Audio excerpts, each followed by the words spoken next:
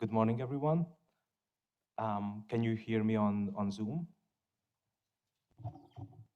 Super. If yes, then let's start, and let me welcome everyone on the book presentation called Environmentalism and Capitalism, a Happy Growth Path. This project is a collaboration between Fondazione Luigi Einaudi and IBM Foundation in Hungary, roughly translating, Let's Kickstart Hungary. The project is also funded by ELF, the European Liberal Forum. I welcome everyone here in person of the building of Fondazione Luigi Einaudi, and also the people who joined us online in Zoom. This is a final event of this project, and I can gladly present you the outcome and the main outcome of this project, the book that is available here and also available on the website of ELF. We started this project together this spring with Gianmarco Bovenzi, and our aim was to foster and analyze more deeply the connection between the environmental issues and also the capitalism dynamics, and what answers can be provided between these two fields. What I really like and want to highlight in this project is that we have a multi-layered approach towards this topic. As you will see later, we will have one presentation from the critical raw material point of view. Also, we have analyzing the dynamics of the buy local campaigns. And I think, and I want to emphasize this, that this is a really important approach, as the whole topic is not a black and white and two faced topic. So without further ado, let me introduce all these people who have contributed to this project. Unfortunately, not everyone could attend this evening, but we are very glad that they joined us here. So I'd like to name also Patricia Feletig, who is a freelance journalist, she's writing on various topics from technology to corporate issues, from art and social sciences, and her collaboration called Decoupling will save us from the fallout of the trap of carbon emission, demography, and prosperity. I think it's a really important topic, and I suggest to read it for those who are suffering with climate depression. Here we have next to me Ornella Tarola, excuse me, Associate Professor in Political Economics at the La Sapienza University in Rome. Her topic is Globalization, Environment, and Buy Local Campaigns, the role of domestication. In a couple of minutes, she will talk more about her contribution to this project. I am glad that I can welcome here Professor Marco Marini, a professor of economics at the Department of Social and Economic Studies at La Sapienza University in Rome, and also Giovanni Maccarone, a PhD in marketing institutions for development and innovation in La Sapienza University in Rome. From Hungary to the project joined Balázs Ivanic, who is sitting with us here. His topic was critical raw materials towards a sustainable economy with raw materials, and he's analyzing the European policy of critical raw materials that can ensure all of the economical innovations that will help us to solve climate change. Yes, and with that said, I'd like to give the word to Emma Gali from Fondazione Luigi Einaudi. Okay. Thank you very much. Thank you very much, Sabi.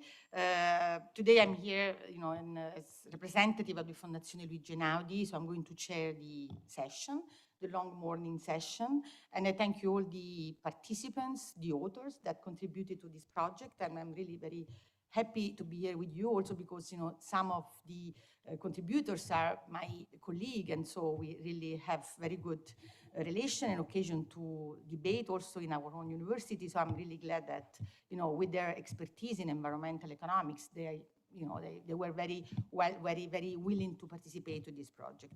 I think that the book is a nice project because it really encourages theoretical and empirical debate on the ecological and economic transitions, a debate that, even though, you know, from the media and from, you know, different contexts, it seems that, you know, has been very hot and, active, but still need to be further, you know, encouraged and studied and developed, because the issue is very relevant, is very important, as we noticed, you know, in the last weeks with the conclusion of the G20 in Rome and with the ongoing meeting in Glasgow. And I think that, you know, if I just have to very briefly synthesize the key aspect of the book, I would think of some keywords that I think are going to come back, I suppose, during the presentation in the debate, which are cultural aspect, which is very relevant in addressing the environmental issue, technology, innovation, and the cost that the economic transition and the ecological transition is going to have for many actors. Politics, because I think that also the political economy has something to say in the debate about the effective feasibility of the measures that are promised by politicians. And finally, time, because I think that the time variable is going to play a big role in this transition. So now I'm going to give the words to Ornella Tarola, right? So she's going to be the first speaker. She has been already presented by Sabi, so I would not say more than that. And thank you, Ornella, for being here with us. And please.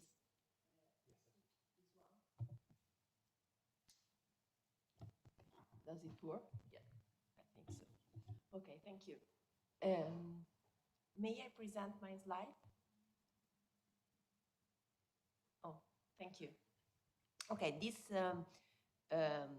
this presentation is part of a wide project involving several partners, university. I work on this with my colleague Marco Marini. We spoke several times with Emma Galli on this issue, and Jacques Tis, University of Louvain-la-Neuve, and Skerdilaida Zanai are also involved in this research project. Today I'm going to present, and Giovanni Maccarone is also part of this project, as you will see in a few minutes. Today I'm going to speak about globalization and environment and the role of domestication, because as Emma told, we are wondering whether culture and consumers could have an active role in promoting green products, in promoting green issues. And this is the key issue of my presentation.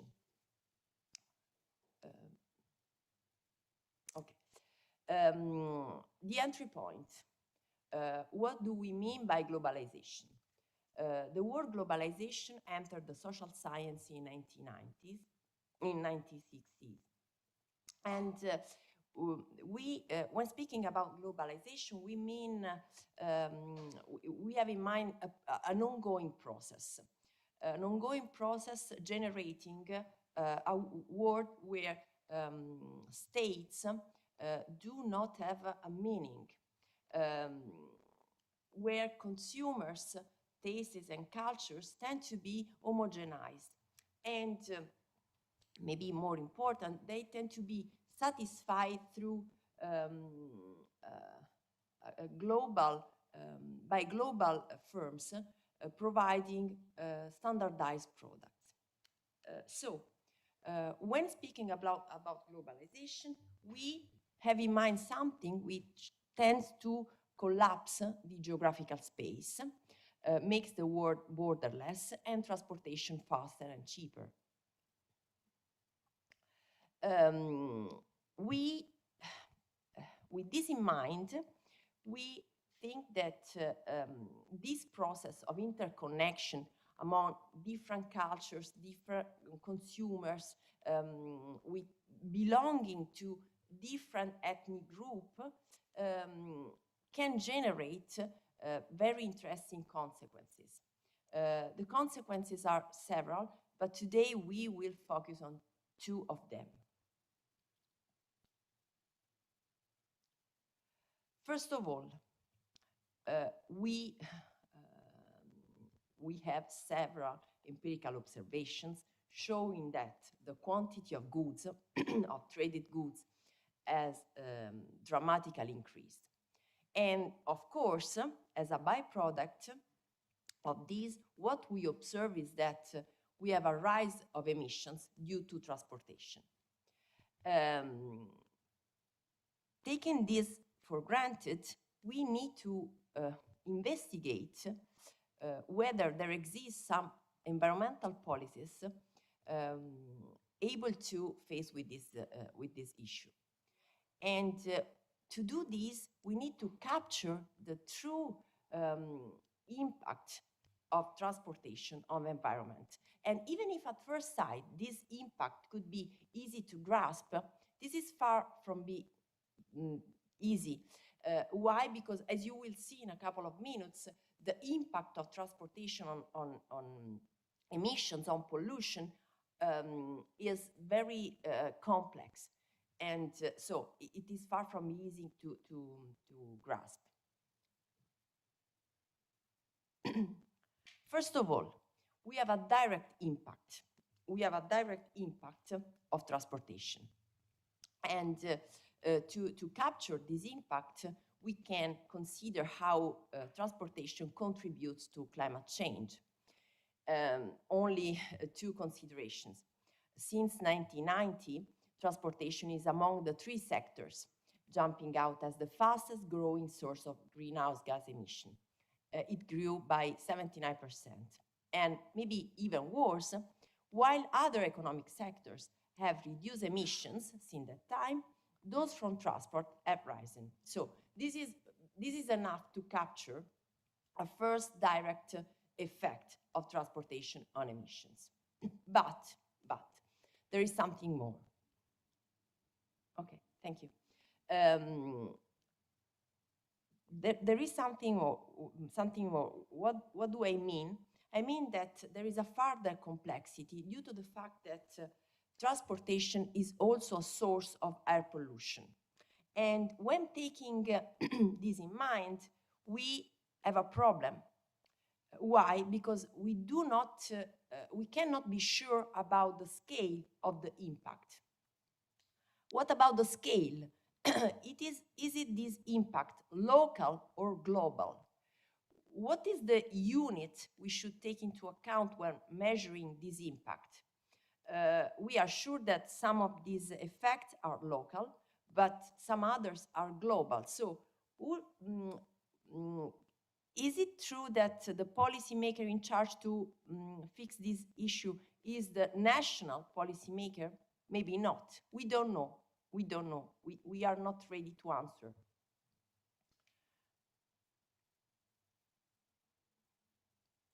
And when moving from direct to indirect effects, the story is by far more complicated.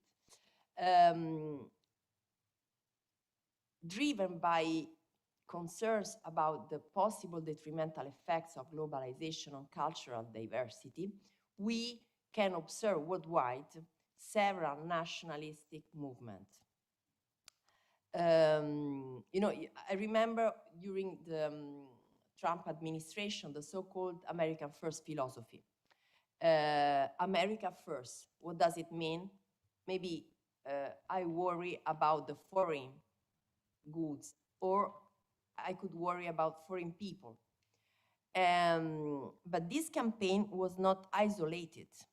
We have several nationalistic movements in Europe. I would like to quote the words of by France Economic Minister Le Maire, all over Europe, you see the same split. One part who is benefiting from globalization, while the other part who is suffering from globalization. And without a drastic fix, nationalism will increase its hold on the continent. So you see, there is a kind of split. On the one hand, you can observe people gaining from globalization, but on the other hand, there are people suffering from this. And due to this split, we could observe nationalistic movements as you can see in a few minutes, green environmentalistic movements.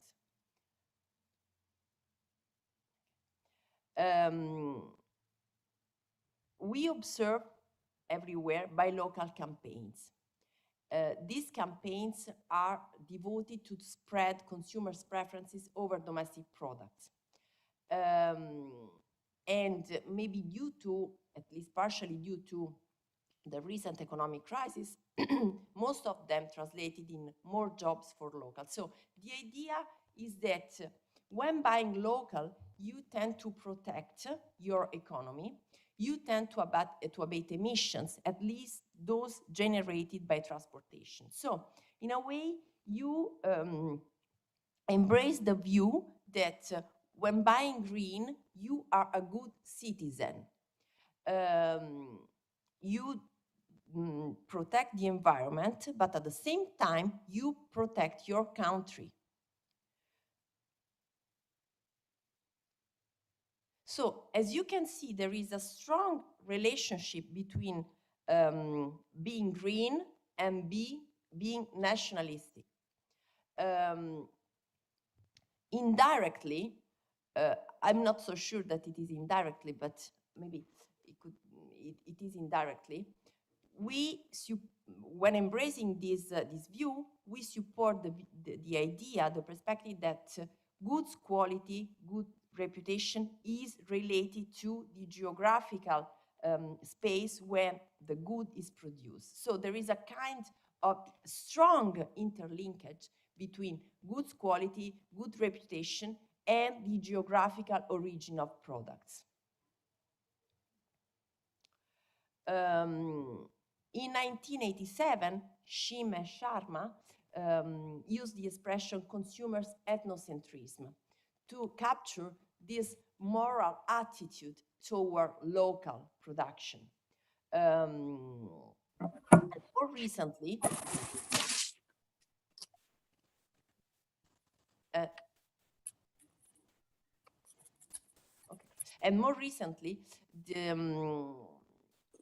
there was another expression, gastronationalism, and it was coined to capture this attitude toward local food.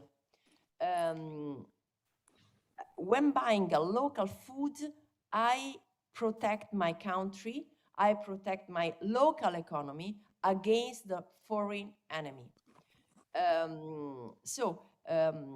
Consumption, the choice of consuming a particular good becomes a choice to belong to a community, to be part of a social community, of a social sphere with precise ethnic origin, with a precise local culture.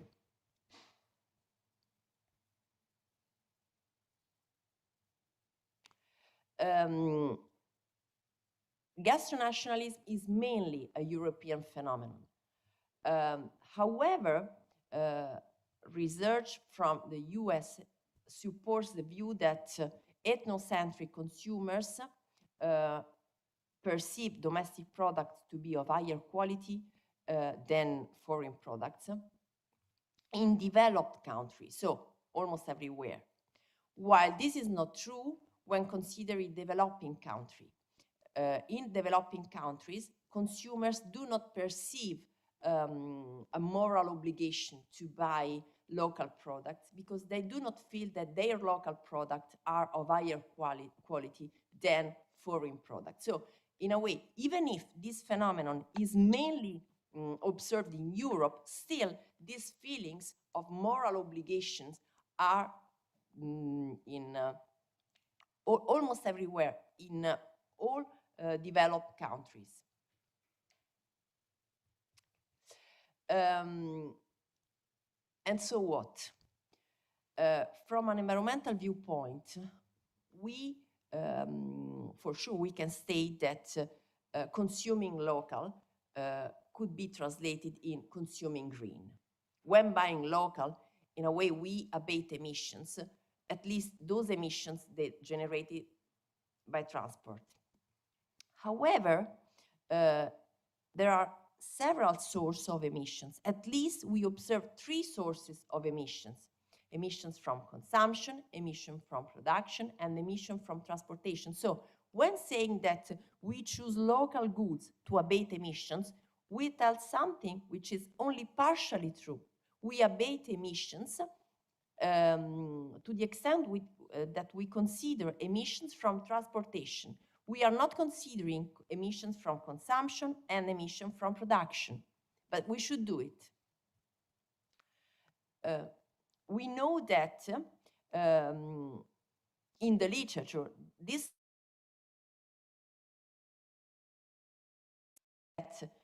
goods that goods are not homogeneous. They are differentiated. And for example, they could be differentiated along an environmental quality dimension. So when considering this quality dimension, what I observe is that a good can be green from a consumption viewpoint, but maybe it is not green from a production viewpoint. And so when choosing a local good, maybe I abate emission from transportation and consumption, but I do not, at least I should wonder whether I'm abating emissions from production. This is not clear at all. And now, I don't want to borrow from the other presentation, but as you will see, we are currently aware that firms know that there are different sources of emissions, and they are investing to align attributes in consumption, in environmental quality and performance. But it is not always true. So what I mean is that sometimes you have green products in production which are not green when in consumption, and which are not green when considering transportation. And moreover, the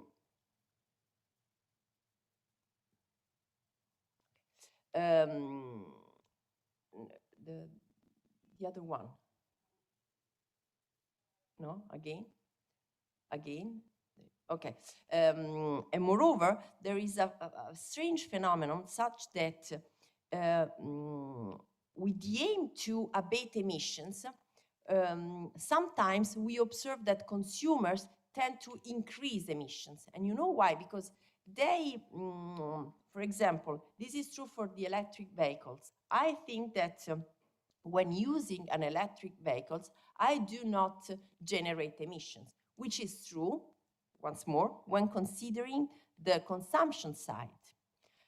When driving an electric car, I do not generate emission. But what about the production side? Am I sure that when producing electric vehicles, I do not generate emission? No, it's not true. But maybe consumers are not totally aware of this. And so they tend to buy these electric vehicles. This phenomenon is called rebound effect. Yesterday, I took a bus. Today, I buy an electric vehicles. And due to this, I generate emissions because firms tend to produce these electric vehicles, and when producing, they generate emissions. So this rebound effect is such that globally, even if my choice seems to be green, globally, emissions tend to rise.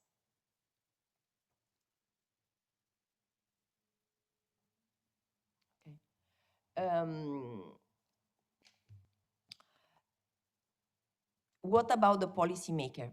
We know that there exists a means to protect local production. This means is the so-called geographical indications. geographical indications tend to identify the place where the goods has been produced. Today, we tend to use the geographical indications as a means to define a cultural trait of goods. And so, once more, we observe a mix, an interlinkage between culture and environment, economy and culture tend to be sometimes confused. I choose a local good because I think that it is better. And it is better, maybe it is true that it is better, but I cannot be sure. I don't know whether the hedonic quality of this good is really better. I know that it is produced by my country, and so I think, a priori, I think that it is better. So what I'm trying to say is that even if we want to have awareness, environmental awareness, what we are pursuing is an ethnocentric position, an ideological position. I tend to prefer green goods, but what I'm preferring is local goods, regardless of its environmental quality. And this is a risk. This is a risk. And so what? First, I do not know whether globalization will minimize this risk. And I think that the role of globalization is far from being clear for the nature of globalization. As I told you, globalization is an ongoing process. And so globalization tends to make easier the exchange of cultures, of ideas among consumers. So it is not clear a priori whether this exchange will promote gastronationalism, or I would say nationalism and populism. It is not clear. I don't know yet. Moreover,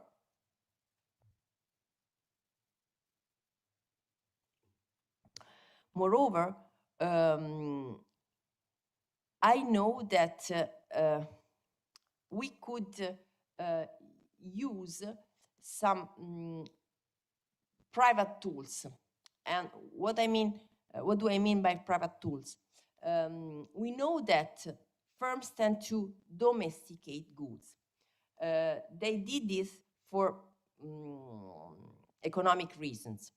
For example, when observing some marketing strategies by well-known firms, multinational firms, we observe that they tend to adapt the product to the local culture. And as I told you, they did this only for economic reasons. But maybe, it's just a question, I do not have the answer. Maybe it could be that in the future, this domestication could be used for environmental purpose. I think that we could make consumers aware of what they are really buying. Domestication could be buy local to be green, but be aware of what you are buying. For example, the labeling campaign. What is a label?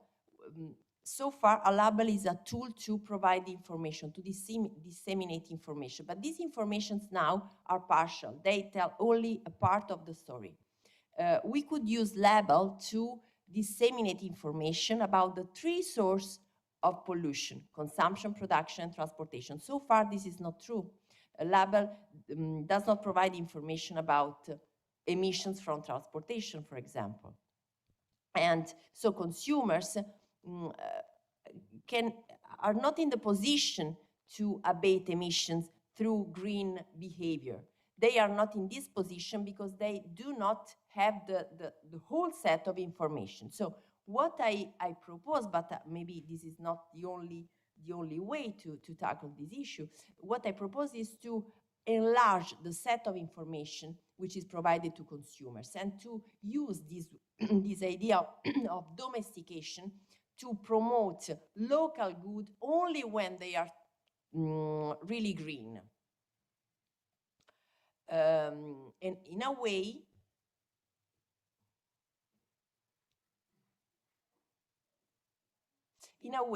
this proposal is related to the golden rule in the new Green Deal.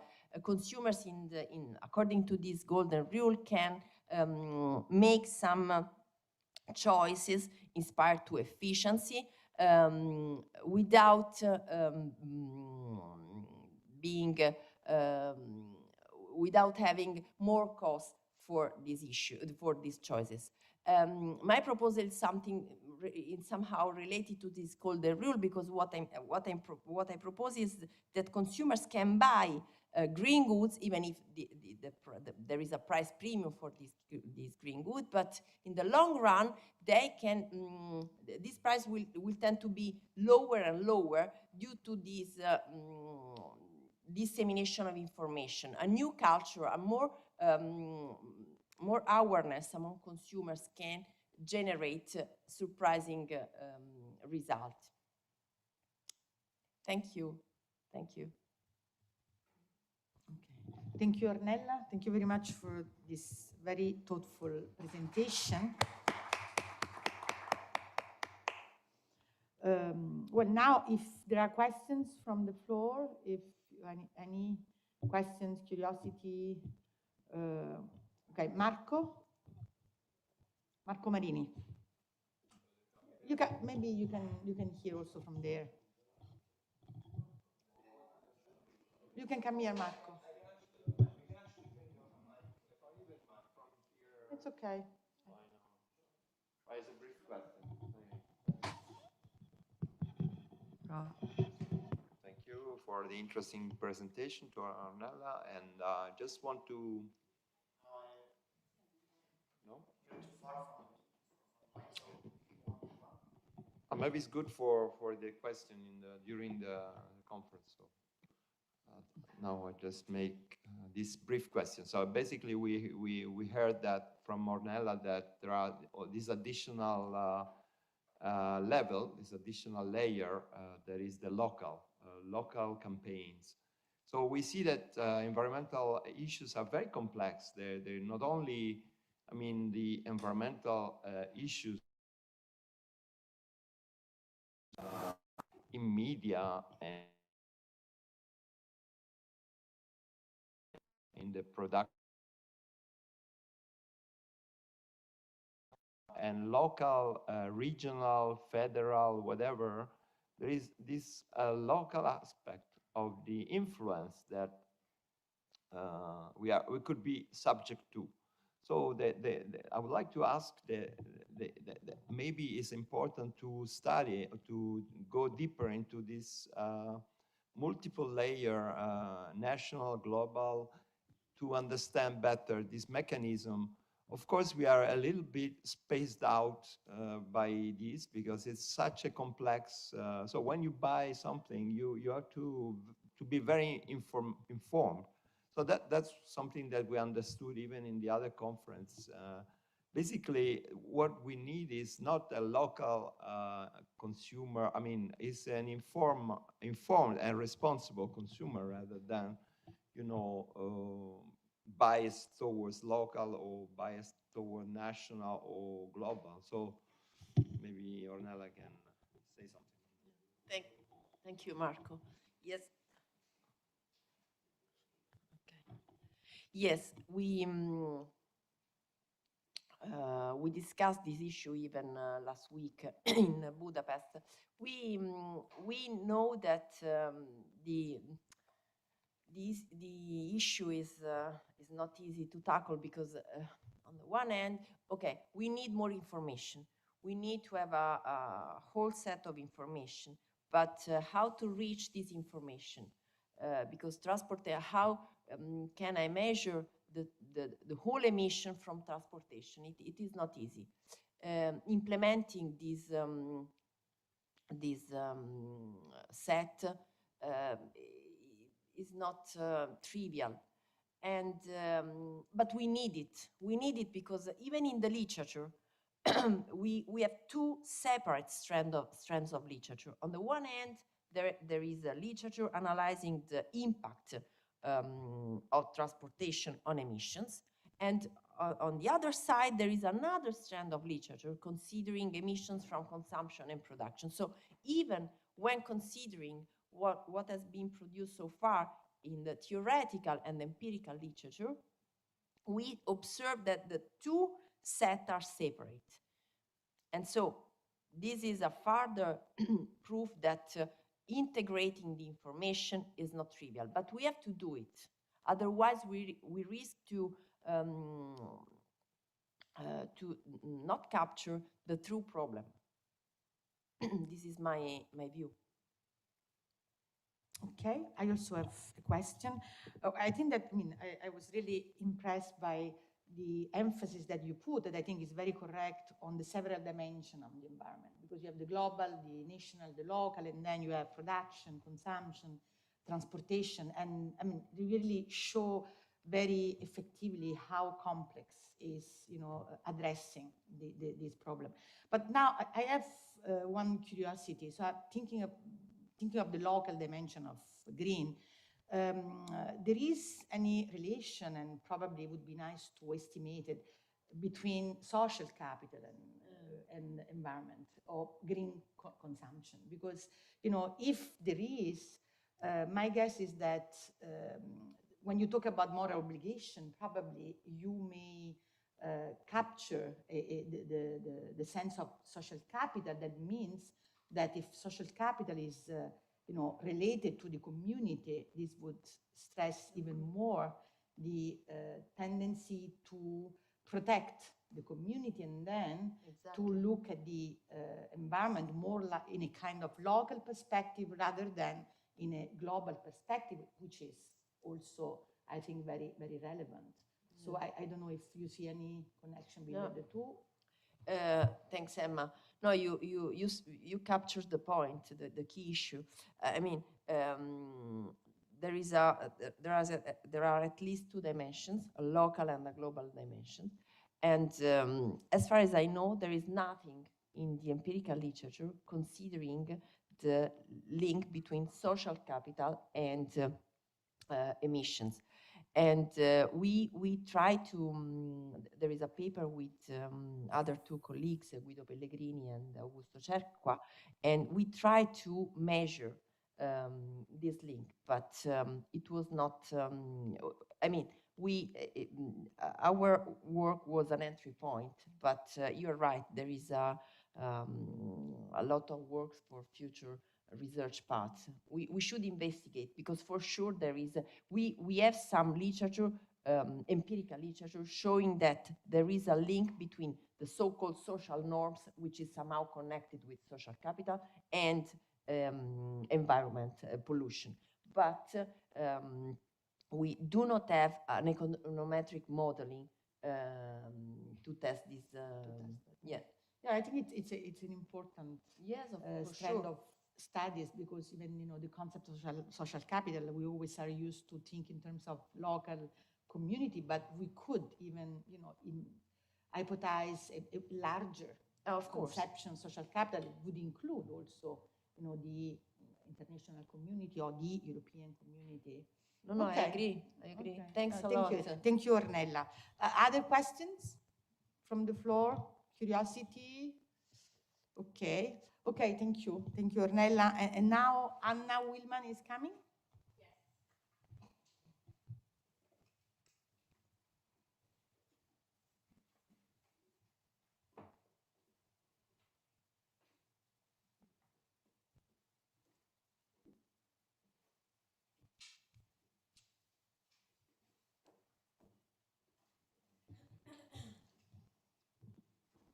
So Anna, you are a guest speaker today. Yes. And we thank you for being here, also because you were not among the authors of the volume, so you can really add even more to the debate. Yes, I hope so. Yes, I'm sure. Okay, thank you. Thank you so much for inviting me today. So I don't know if we have the presentation. Yes, perfect.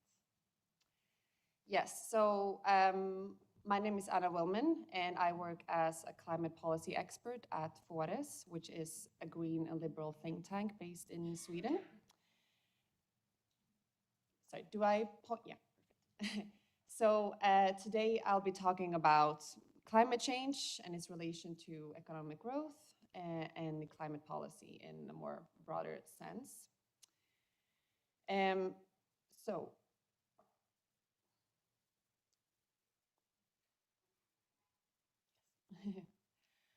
So, apart from climate change, I think it's important to realize that there are many other important sustainability issues, such as biodiversity loss. But if you look at this figure here by the Global Footprint Index, so this shows the ecological footprint, that is the use of global ecological resources relative to Earth's capacity. And then this red line is the maximum, or the Earth's maximum ecological capacity. And as you can see, today we use more than 1.7 Earths, and this has increased over time. However, if you look, if you study their analysis more closely, we can see that what makes us exceed the Earth's ecological resources is mainly due to one component, which is carbon. And as you can see, we now need more than one Earth just for that. So without this component, we will be quite far from Earth's maximum ecological capacity. So the conclusion then would be that we need to reduce emissions. And if we do that, there is no imminent aggregated ecological capacity problem. And yes, as you can see, there are many other important sustainability threats, also global ones, as you can tell. But it's important to specify them and find solutions one by one. And in this presentation, I will focus on the carbon part or climate change. So there are those that claim that economic growth will solve climate change. And this has been suggested by the environmental Kuznets curve, which proposes this inverted U-shaped relationship between pollution and economic growth. And from a very simplistic viewpoint, it can suggest that economic growth is good for the climate. However, there is no guarantee that economic growth will lead to an improved environment. And in fact, if you look at the relationship between CO2 emissions per capita and GDP per capita, we see this, strong positive correlation. And so, so we have the GDP per capita on the x-axis, and then annual CO2 emissions per capita on the y-axis. So yes, this relationship is true both geographically across countries in a single year, as is shown in this figure, but also over time. And this relationship, you can trace it longer back than the 90s. So, higher income, it may shift relative demand towards less polluting goods and services, but it also increases demand for most things, such as intercontinental flying. So, emissions tend to rise as we get richer because we gain access to and increase our consumption of electricity, heating, transport, and other goods that require energy inputs. And this has made increases in energy demand a fundamental part of economic growth. And historically, with such a strong reliance on fossil fuels, inevitably resulted in an increase in CO2 emissions. So no, economic growth cannot be expected to lead to climate neutrality on its own. Yes. But is economic, some claim that economic growth is the fundamental problem, but is it like that? I think it's important to realize that the atmosphere's capacity to absorb CO2 is the resource in limited supply, much like many other natural resources, including minerals, land, forest, and fish. And a resource that is in limited supply, that is up for grabs for free, tend to be overused. And this situation is also known as the tragedy of the commons, where individuals with access to a shared resource, just like the atmosphere, act in their own interest and ultimately deplete the resource. And that is the case for CO2 emissions in many parts of the world. So, the problem is not growth per se. The problem is that it's free to pollute, essentially. But, and an important but, as the population and the economy grow, the consequences of a lack of pricing typically gets worse. Then how to reduce emissions. So the degrowth proponents, they argue that in order to save Earth, humans need to shrink global economic activity.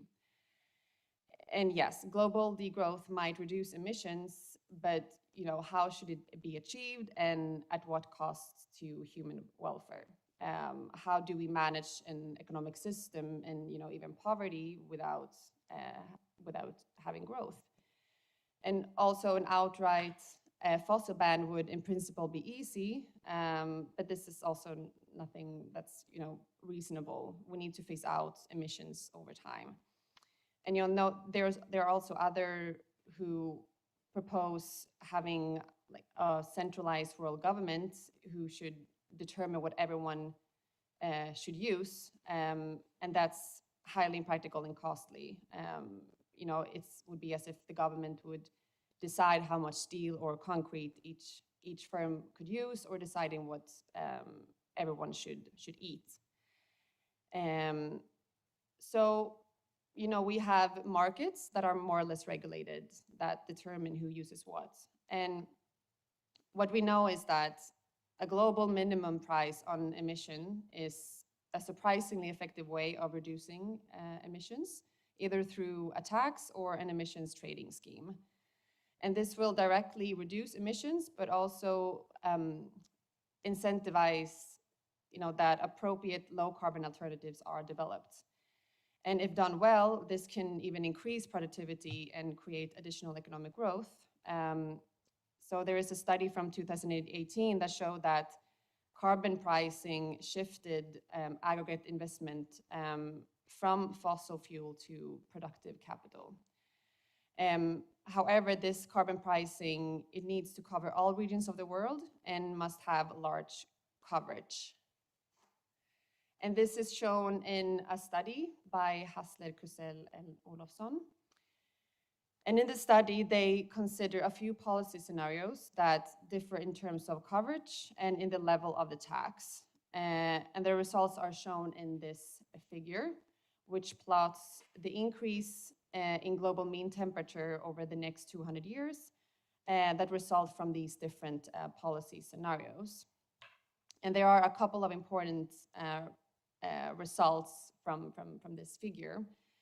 And the first one is that global fossil fuels are effective in mitigating climate change. And if you look at the global Swedish CO2 tax, which is the darker green one below, that would even stop global warming almost completely and keep the global mean temperature just above 1.5 degrees Celsius at the end of century.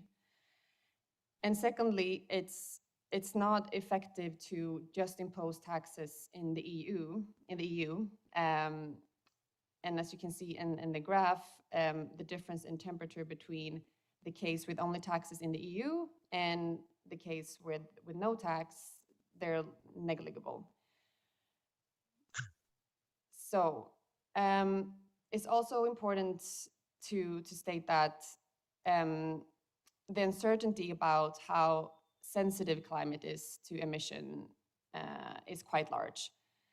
So an important finding stressed in the recent 6th report from the IPCC is that the global mean temperature is approximately proportional to accumulated emissions. So this means that each additional unit of emissions contribute to an approximately constant additional amount of warming. We have this linear relationship. But this proportionality factor is uncertain.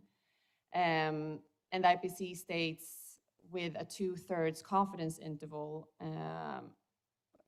from 0.27 to 0.63 degrees Celsius per 1,000 ton of CO2. And since industrialization started, we have emitted approximately 2,400 gigatons CO2. And given this and the interval provided by the IPCC, we have committed to a warming between 0.65 and 1.5 degrees Celsius, which is a quite large range. So this means that either we can emit more than twice as much as we have already emitted before reaching 1.5 degrees Celsius, which at the current rate of emissions would take 70 years, or it's already too late to stay below this target. So yeah, there is a lot of uncertainty surrounding the climate sensitivity. But this is also applied to the consequences of climate change on welfare. So the models that try to estimate the economic damages of climate change are, they rely on assumptions, uncertain assumptions. And so we get a wide range of results when it comes to the economic damages. And the IPCC also states that there is no evidence for tipping points at a global scale in climate projections for the next century. However, they cannot rule out global tipping points in the longer run. And they also show that there are, the regional tipping points, such as the Amazon forest dieback and permafrost collapse. They do occur in some model predictions reported by the IPCC. And so the conclusion is that, the longer we accumulate greenhouse gas emissions, the more global warming we get and the more severe are the damages and risks. So actions should not wait, not because it's too late to implement climate policy because we are close to a tipping point, but because waiting is a highly risky strategy. And so in a study also by Hassler et al., they looked at two policy error scenarios. And in the first case, you assume that climate and economic sensitivities are high, and therefore you set a high global tax. And in the other case, you hope for the best, you assume the sensitivities are low, and therefore set a low tax. Then they calculate the social cost if policy ex post turns out to be wrong for the two cases. So what is the cost of having chosen a high carbon tax when the low was the optimal? And conversely, what is the cost of having chosen a low carbon tax if the high was optimal? And as shown in this figure, the costs are highly asymmetric. Specifically, the cost of the more ambitious climate policy based on a high global carbon tax is not very high, even if it turns out that it was not necessary to have such a high tax. On the other hand, setting a low carbon tax when it should have been set high has major consequences in terms of climate damages that could have been prevented. And the reason for the low cost of setting too high taxes is that the economy in the longer run, over a few decades, is quite flexible. But in the shorter run, energy use is almost proportional to GDP, and the source of the energy cannot be changed. But this is not the case in the longer run. So that's why we get this result. Yes, so, few argue with the claim by the economists that carbon pricing is the most effective policy to reduce emissions. But it is often argued that a global agreement on a carbon tax or on a carbon emission price is an unrealistic vision. But I would say that there are several reasons for realistic optimism about the possibility to reach an international agreement. So first, the recent OECD agreement, which was signed by 136 countries to implement a global minimum corporate income tax, shows that international agreements on a minimum tax rate is possible. And an agreement on a minimum carbon tax, it may be slightly less efficient than if the agreement is on a common rate, but it's been shown that the marginal effect of a carbon pricing on emission is decreasing in the rates. So it is key to get at least a modest price in place everywhere.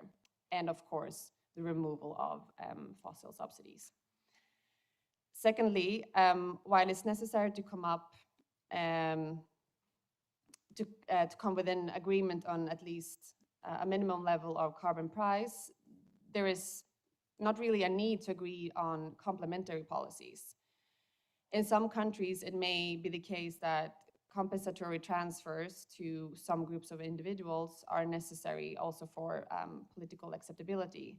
So in regions like the EU, these might involve transfers between member states, and in other cases, a carbon dividend to every individual might be the right choice.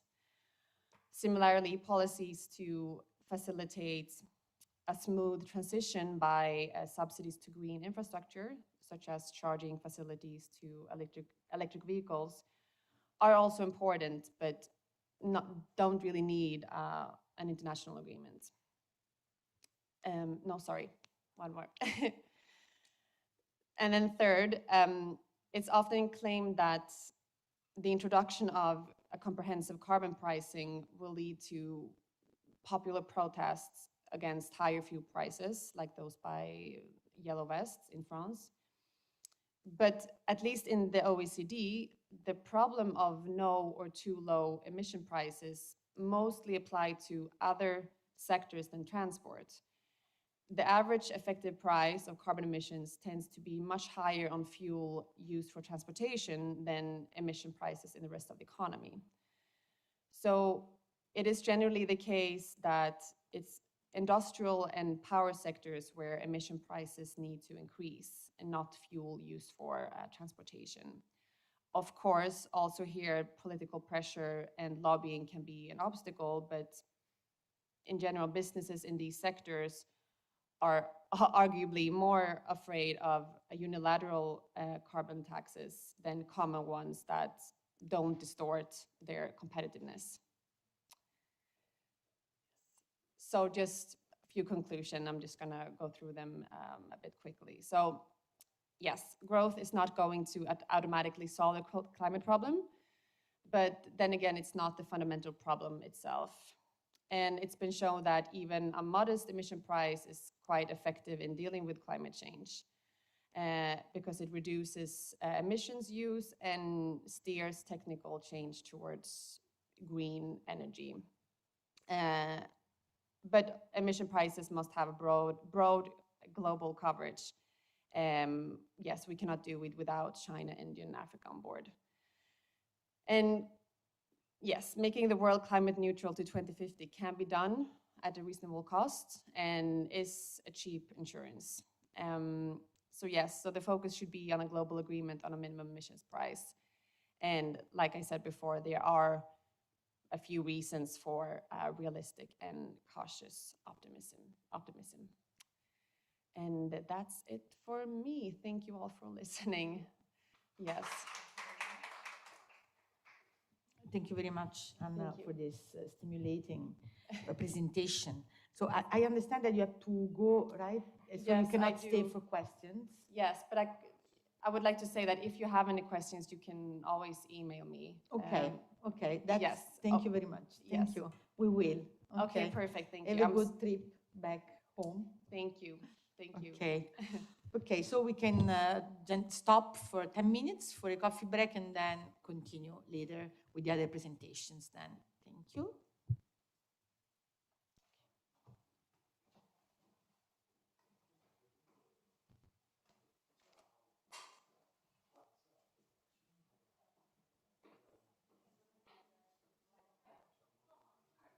Hi. Yes, of course.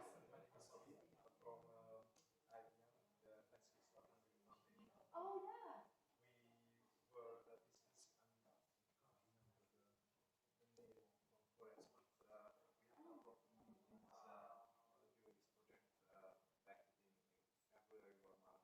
Oh, really? Oh, you mean the Rise Line project that we all need to know? No? No, for this project. Oh, yes, because Gian told me that Forrest was part of it initially, and then I guess because we made this huge internal reorganization, so we had to drop out from the project. Yeah. Yeah. Just wanted to introduce Yeah.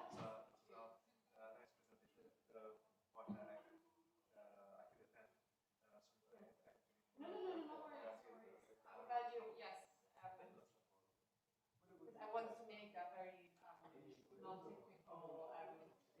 sort of presentation, and yes, and I just was asked to quite last minute, I didn't have too much time to prepare that. No.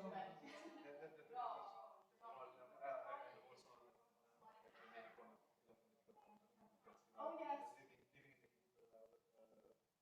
Living in this region, it's environmentally enough. The main priority. Yeah. The way they deal with, for example, when you were mentioning the global government, then this is something that triggers these populist parties and leaders. They want to intervene in the domestic policies, and that's why I see that it's a kind of huge risk, and I'm being aware of solutions. How can we achieve that? That's a purely political question, because my solution is Yes. But do you mean that there are, because what I said was, there are, you can see some tendencies, among certain people, that they propose this, like they don't want an economic growth, they just want to impose this world, like big leadership basically, that decides on. but also it's energy on European level, because the narrative of many populist government is that this is moving people to take control of their lives and decisions, when suggestions come like, okay, you can obviously raise, for example, inflation next things, then they get triggered in the future. There's no way that they go, they will agree. So yeah, I'm looking forward to see the questions. Oh, okay, when? Maybe probably Yeah. so we can now 5 minutes. Okay. And then candidate, candidate for 5 years of commission also, at least they learn one way, this one. Okay, I see. That's exciting. It is. It is, yes. No, I know, and of course, it's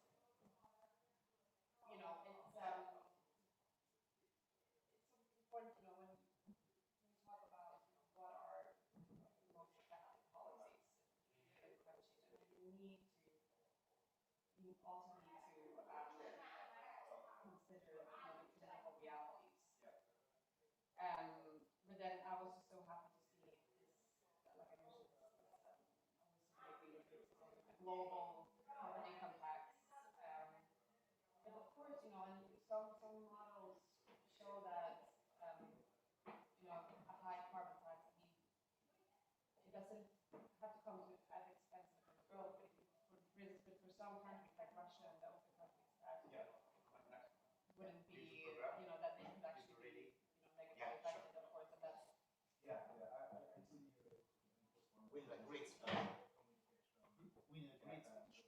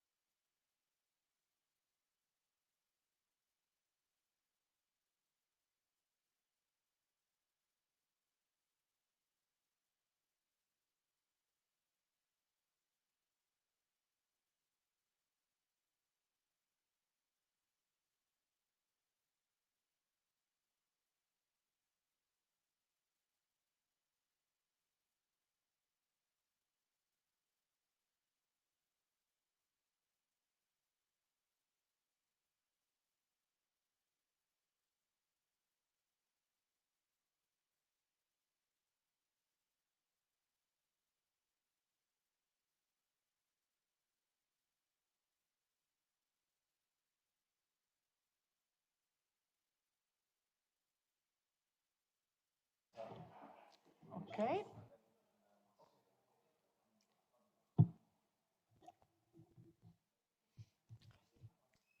Okay, so we start again, and we move from economics to geology, because our guest is a geologist. So I give the floor to Balas Ivanix. He's going to talk about towards a sustainable economy with critical raw materials. Please. Thank you. Good morning, everybody. My name is Balázs Ivanic, and my topic is about critical raw materials towards a sustainable economy. Renewable energy resources are receiving more and more attention and have an important role in fight against climate change all around the world. But it is less known that these energy resources have a huge demand for raw materials. The humanity needed with time and with the development of technology, always more and new raw materials, as we can see on the picture. And for the future technologies and for the European Green Deal, we'll need much more raw materials than we need them today. But what are those resource-intensive technologies? For example, e-mobility or ICTs, information communication technologies like smartphones, laptops, or renewables, the green technology like solar panels or photovoltaics, or wind turbines, electric vehicles, and energy-efficient lighting. Next one. Okay. But what are actually critical raw materials? The EU Commission classifies raw materials as critical if they are important for the European economy and have a high supply risk. It means that there is no significant mining within the EU. That's why we have to need them from non-European countries. And the European Commission made a list in 2020 with 30 critical raw materials. Some of them are like antimony, cobalt, bauxite, lithium, or rare earth elements. The highest supply risk for the key technologies have the rare earth elements. These are the most important raw materials because we need them for the future technologies, for example, for fuel cells, wind turbines, drones, or phones and laptops, TVs, etc. Yes, next one. Okay. The problem with the critical raw materials and raw materials that the geographic location and the mining of raw materials is very concentrated. We can see that China has more than, on the map, we can see the major supplier countries of critical raw materials, and China has alone more than 19 from these critical raw materials as the biggest supplier. And if we choose other raw materials like with high or moderate supply risk, like magnesium, cobalt, or tungsten, China has still almost the key position. For example, magnesium is important for fuel cells, and tungsten and magnesium for robotics or 3D printing, and cobalt is for solar panels. And no, back, please. And what is very important that the European Union has an over-reliance, 75 up to 100% on importing raw materials to non-EU countries, and this is a very big problem for the future, for example. Okay, next one, thank you. On the map right now, we can see the. Sorry? Okay. You can see the largest supplier countries of critical raw materials, the European Union. This picture is a bit more diversified than the map before, but China has still the key position for rare earth elements, up to almost 99%, and there are many other countries with very high share to the critical raw materials, like Turkey in borates up to 98%, or Chile with lithium 78%. And if we want to build, for example, a battery for electric vehicles, we need for it cobalt, lithium, graphite, silicon, titanium, niobium, etc. And from where do we have it? For example, cobalt is mined in Congo by child slavery, and of course without any environmental or labor standards.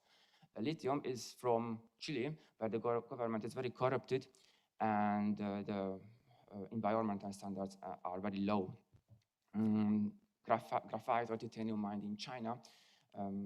China is a rising superpower with and a police state with a dictator. I think everybody knows what's happened in Hong Kong or what is happening right now with the Uyghurs in the concentration camps. And nevertheless, the transport for these materials, for example, from Chile or Congo, counts more up to 10 till 20,000 kilometers. Next one. And the European Green Deal means transforming our economy and societies, reduction of transport emissions, leading the third industrial revolution. This is actually the green transition, the cleaning our energy systems or renovating buildings. But the problem that for everything to deliver the goals of the Green New Deal, we need more and more raw materials. If we check the raw material outlook to 2030 or 2050 for such strategic technologies and sectors, we can see that only for electric vehicle batteries and energy storages, we'll need 80 times more lithium and 5 times more cobalt till 2030, and 60 times more lithium and 15 times more cobalt till 2050. And where will the EU get it from? For these things, we need resilient supply chains. And what is a supply chain? This is a network or system between companies, organizations, and people and its suppliers to produce and distribute a specific product or service. On the left side, we can see the supply chain for batteries. We already talked about it, that we need for batteries cobalt and lithium, etc. And for example, the cobalt is mined in China, in Congo, and then we need a trader to bring it to the refinery that is in China, for example. And then on the production level, we have this cathode production, cell production, etc. And after that, it goes to the consumer. On the right side, we can see an overview of supply risk, bottlenecks, and key players along the supply chain.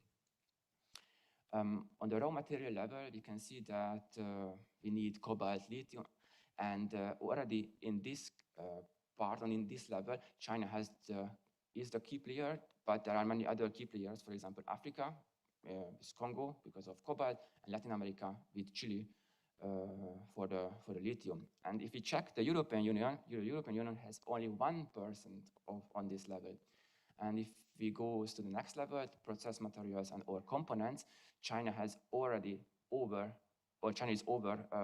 50%, and the European Union has 8%. And by assemblers like lithium cells, China is the key player with over 60%, and the European has no part of this stage. And what will happen if we cut a chain or take out a domino from somewhere on the left side, or just and we don't have any import raw materials, for example, and then we are going to production cuts or production stops, like it happened in Germany at Wolfsburg with Volkswagen, or in Turin in Italy with the Fiat, and it was batteries shortages and semiconductor shortages in Skoda in the Czech Republic, and her right side is in Hungarian. It happens the same in the Bosch production, and it means that lack of raw materials causes problem in industry, and we have to solve them. Next one. Okay.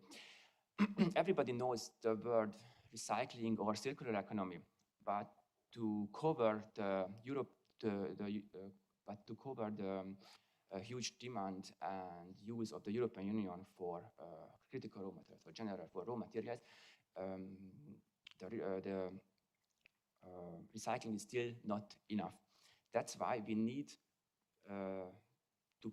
we have to put into the system from outside always more and more raw materials. And we have two choices. We import them or we can produce it for ourselves. In the last years, were carried out many mineral exploration activities in the EU. You can see, like in Scandinavia, for cobalt, gold, vanadium, rare earth elements, in Ireland, zinc, copper, potash, in the Carpathians, cobalt, copper, etc. In Portugal and Spain, tin, tungsten, or in the Alps, iron, tungsten, gold, and copper were found. So actually, we can see that in the European Union, we have everything what we need for the future technologies, for the green transition, and for the European Green Deal. But what is today's situation? The European production of primary critical raw materials is actually very sad. There are only a few land or country with significant domestic production, like Finland for cobalt, Poland, France, Portugal, Spain, or Austria for tungsten, for example. And if you check the representation of flows of raw materials and their supply risk, we already talked about rare earth elements, but they have very high supply risk because they are very important for the Green New Deal, for the European Union. They are not mined in the European Union, and the only supply country is China for it. That's why they have very high supply risk. But on the and below, we can see for example, the nickel or copper, they have very low supply risk because they are mined in the European Union. We can summarize it that less domestic production means high supply risk, and significant domestic production within the European Union means low supply risk for the European Union. Yes. Next one, please. One of these already mentioned projects in the Alps, for example, is in Mitterrand in Austria. This is already in operation. There is a tungsten mine with a smelting plant on site, of course, with the highest safety and environmental standards, near to a national park, Hohe. Actually, Littersil is located between Salzburg and the border to Italy and Austria, and near to a national park.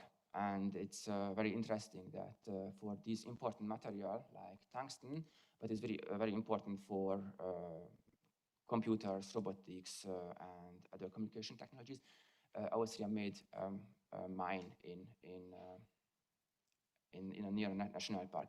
And apart from tungsten, Austria has mining areas for lithium, iron ore, magnesite, and talcum. Actually, nobody would think that Austria is the most modern mining area in Central Europe. So it is a very important country for the European Union. Next one. But what is about Hungary? There is a common opinion in Hungary that the country is poor in raw materials. The mining is very dangerous for the nature and hazardous for the mine workers. And on the table, we can see in the first row the raw materials, but some no raw material data, like bauxite, copper, and the extraction of it is 0. And if we check the geological deposits, Hungary has huge geological deposits in these raw materials. For example, in copper, the copper is the biggest. This copper deposit is the biggest in Central Europe and the top 10 in Europe. So actually, already in Hungary, we have almost everything what we would need for the Green Deal or for the European Green Deal and for green transitions. Okay. This copper deposit is in Recsk, in Matra, in northern Hungary. This is a traditional mining area. There were found like some copper, deposit of copper, zinc, lead, gold, molybdenum, rare earth elements. And the first boom of this area was in the 1840s for copper. The second boom was in the 90s for gold, with an open pit mining. And a bit later, some new geological exploration started in the 1960s for copper, zinc, lead, gold, molybdenum, for underground mining, but this was not realized. And the first problem in in this area was in 1979 when the open pit mining in Rech was closed. The second problem was in the 1990s that because of the changing political and economical system, the mining, metallurgy, and chemical industry collapsed in this region. A bit later, 2010 started some new exploration activities for gold, but still not realized. And what is the situation of this part of Hungary? This region has the highest unemployment ratio, the lowest salary, and the lowest GDP per capita in Hungary, and this is very bad. Is there any future for domestic production and for this region in Hungary? The world market prices say yes. On the left side, we can see the copper price development, and on the right side, the gold price development. We can see that until the early 2000s, the copper price was very low, and after this rose it steeply, and after some swing, it got its peak with 4.5 US dollar per pound copper, and right now it's already its peak with 4.3 or 4.4, so it's from yesterday, US dollar per pound, and we can project it for the same to gold, and 1 ounce gold costs right now more than 1,800 US dollar. So it's actually, gold is very expensive, got very expensive. And the red line shows when is Rech profitable, because over this red line, Rech is profitable. So we can see that the red line shows, $1.3 pound, and by copper, and by gold is 400 US dollar. So Rech and its environs have an economic potential of an entire copper and precious materials exploration and production industry. After some estimation, the value of these resources counts 25 till 3,000 billion euro. It's only an estimation. Next one. Hungary is planning to be carbon neutral by 2050. One of these, one of many steps is the shutting down of the Matra power plant till 2050 and closing the lignite mines of the Matra power plant. This Matra power plant locates in northern Hungary, near Rech, where the unemployment ratio and the poverty is already very high. And we want to close this Matra power plant, and I would say it wouldn't be a great idea to close it without creating any jobs in this region, because the unemployment ratio and the poverty is already very high. So one possibility to close this lignite mine, that we could reopen the underground and open pit copper mining with a smelter plant, combined with a smelter plant. For example, the good example for it is in Mittersill in Austria. So actually, Rech could be the clear winner of the European Green Deal, because we have everything, almost everything in Hungary, and almost everything, or many things, many raw materials in Rech what we would need for the green transition, for electric vehicles, wind turbines, and mobile phones or laptops, etc. What are the pros for domestic production? What is the future of domestic production? So we already talked about transport, and less or no transport means less and no carbon emission in the world. For example, if we choose cobalt, there is the cobalt is mined in Congo, but the refinery is in China, and the production is in Europe or in the USA. It means 20 till or up to 25,000 kilometers through the world. Is it actually green? Or what about Green Deal, and what about carbon footprint? It's actually very important. The European Union has very strict environmental standards and strict labor standards. It's good for the environment, because the impact of mining projects would be lower on the environment, and good for the workers and for the society. New mining would be good for the working places, because it would be new and modern in the EU, and for the poverty reduction as well. And with this, we could achieve secure supply chains, but is good for the reduction of vulnerability. Actually, we have everything to achieve the European Green Deal, but we need on raw materials. But what is the reason for the lack of successes? The number one risk for mining project is the public acceptance, the fear of environmental impact of mining projects. If we ask people what about mining and mineral exploration, it's they attitude, for example, to the topic of mining and economy, mining and own resources, mining and employment in a community or infrastructure facilities in a community is always positive. But if we ask them about environment, this public attitude is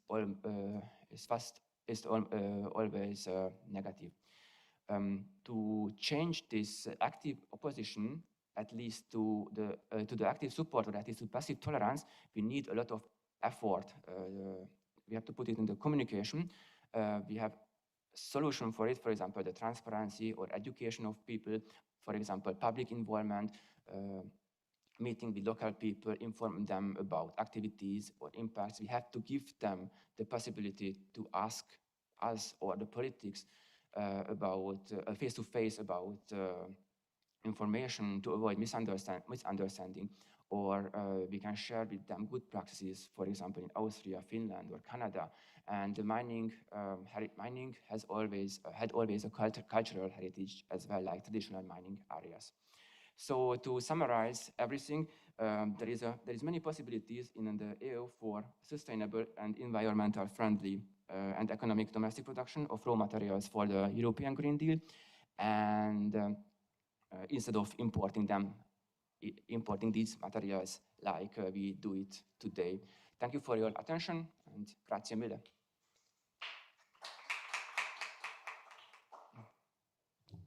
Thank you very much for this quite accurate reconstruction of the geography of the critical raw materials. It was very, very interesting. And, I didn't know so many information and details about all those materials. So I don't know if there are questions or comments on this presentation.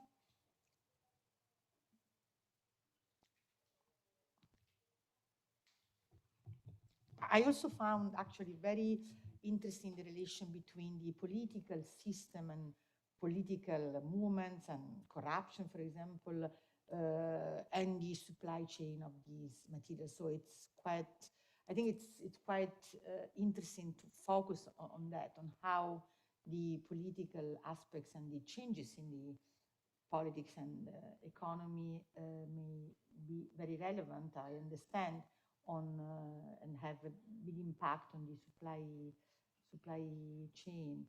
So when you talk about, and the other thing that I also find interesting is when you talk about transparency. So how transparency and information play a role in this issue. How do you see transparency works in this context? Actually, communication is very important, and transparency. And if we have some ideas to make, in a region, some mining projects, I would go to the local people and ask them what they think about it, like make a conference, like a small conference for them, and or we can make some questionnaire what they are thinking about mining and these areas. So there are many possibilities to ask them, and that would be the first make people step. more aware in this respect. You mean like make people more involved? Make them more involved. Process. Education. What are the positive effects? What are the negative effects? They can decide. For example, positive effects are there's more working place in this region. Negative, the impact on the environment, for example. Okay, thank you. That was really good. Okay,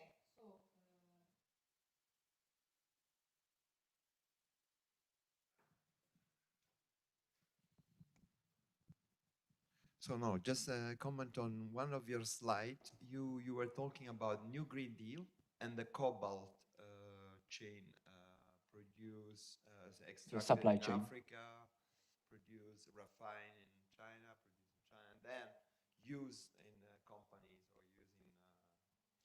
So what is the new Green Deal?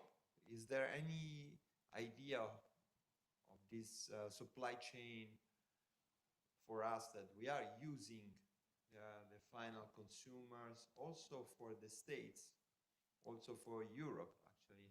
How can we break this long chain, making it more effective? Do you have any policy proposal? Of course. The European Union needs resilient supply chains.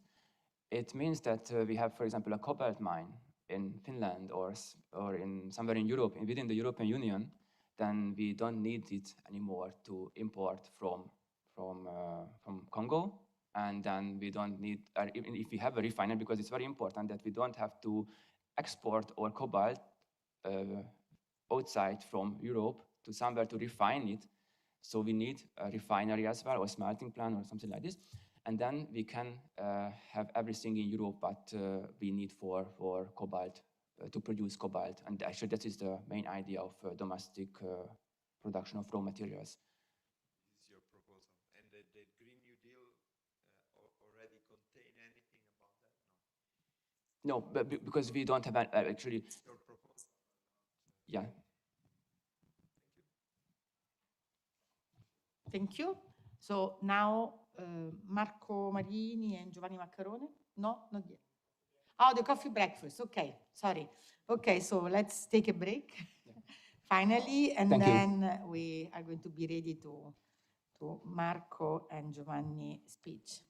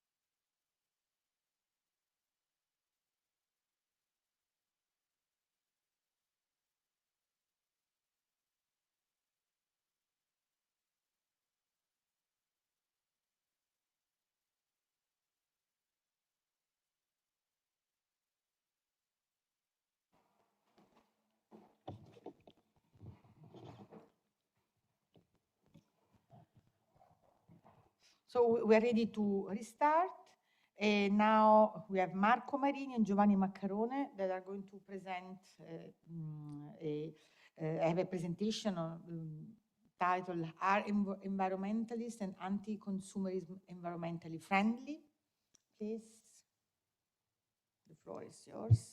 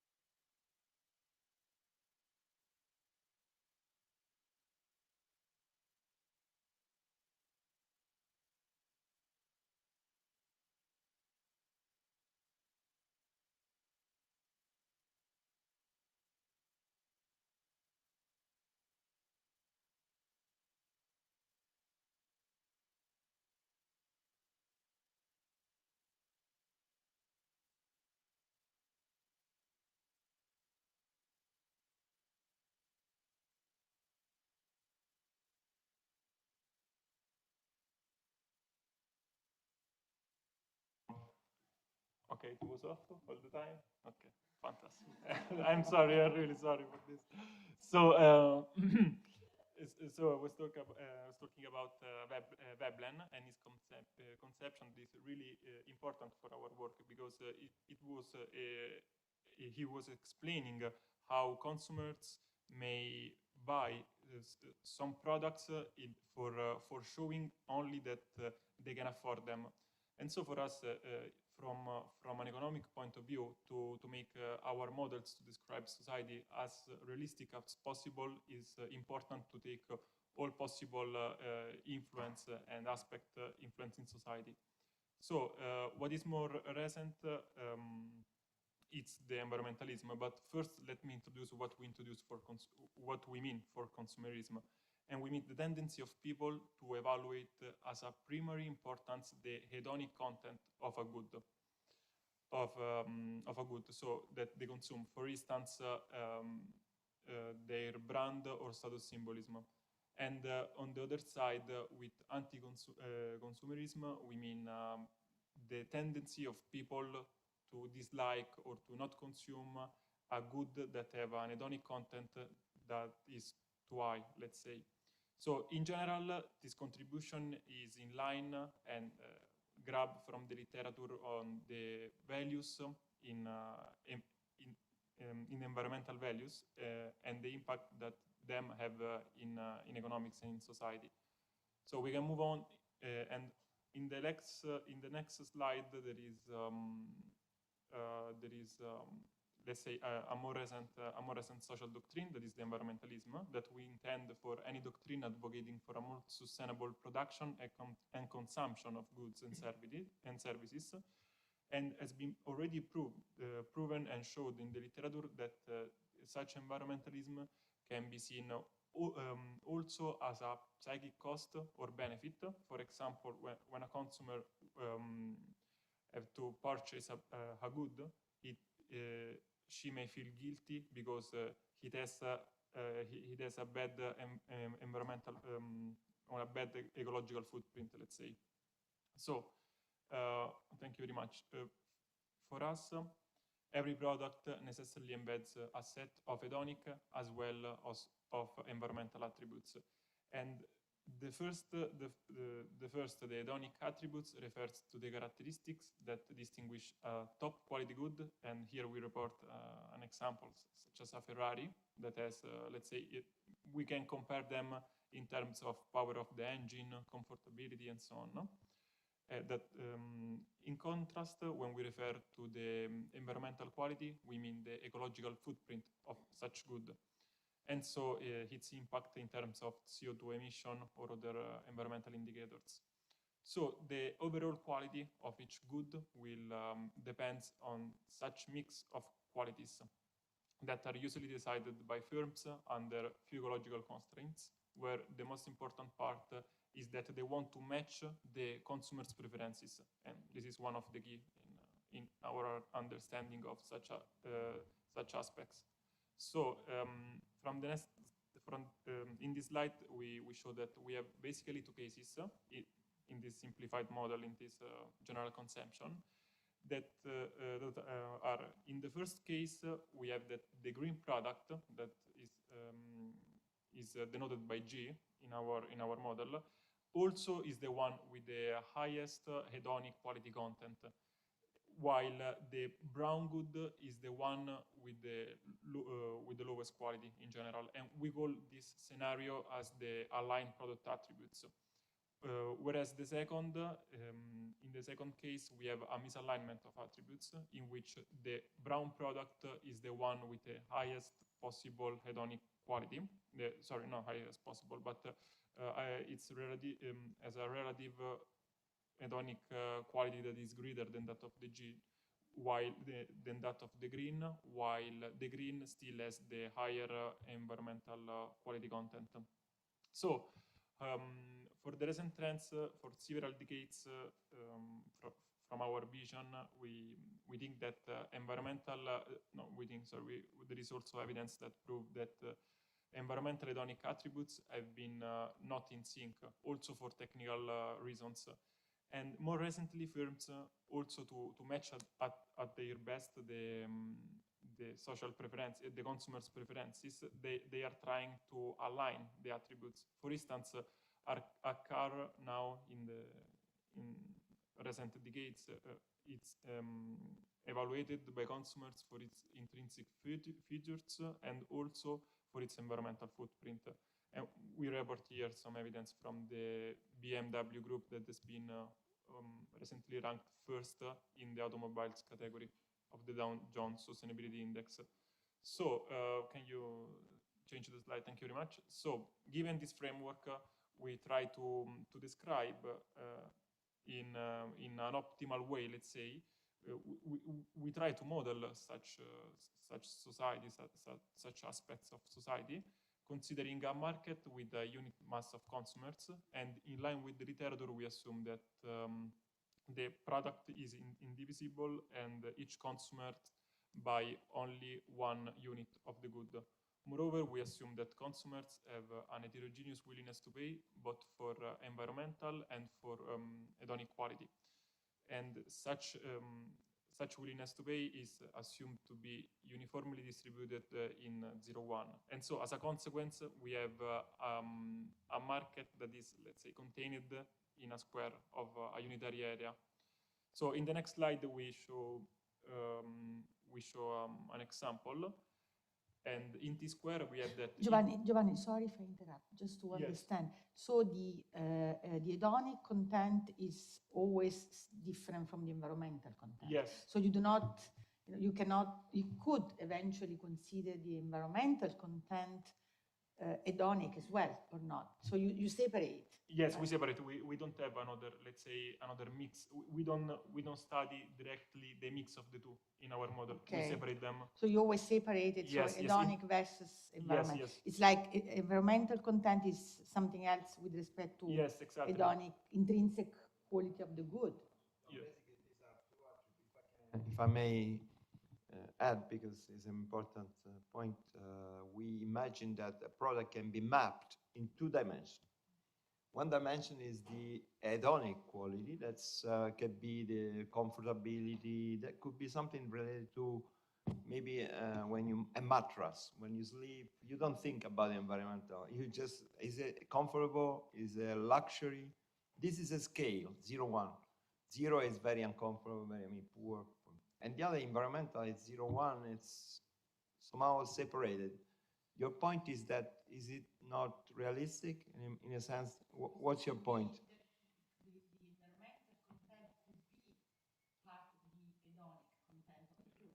In the mind of a consumer? Yeah, in the mind Or of in the the consumer. perception? In the perception Yeah, of the consumer. it is. Yeah. It is, but it's another dimension. I think you also have a mattress is very comfortable. Doesn't mean that you evaluate environment. So you put a coordinates very, very high in both.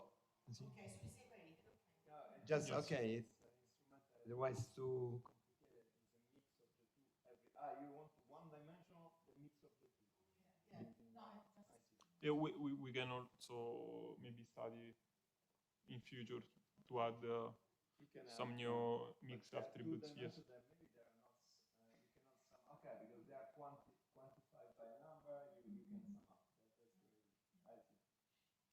So let's say in this example, we report our market, this square of area 1, in which in the bottom side we have consumers with a low willingness to pay for environmental quality, whereas on the top of the square we have consumers that have an high environmental willingness to pay, while on the right, we have consumers with an high willingness to pay for hedonic quality, and so on. Each point in the square is a consumer that is described by its own willingness to pay for environmental quality and for hedonic quality. So, what is? Can you move on the next slide? We can show you what is really important for us is. This indifference line that we are able to compute with mathematical computation, and the interested reader may refer to the appendix that we put in the chapter. This is important for us because this represents the group of consumers which are indifferent in buying the green product and the brown product, and they obtain the same level of satisfaction. Let's say in a simple way to grasp the concept. So in this way, we are able to distinguish the green market share, the green product market share of the green firm and that of the brown firm. In this case, in aligned attributes case, we have that this line is negatively sloped. And whereas in the second case, in the next slide, we have that this. Okay, thank you very much.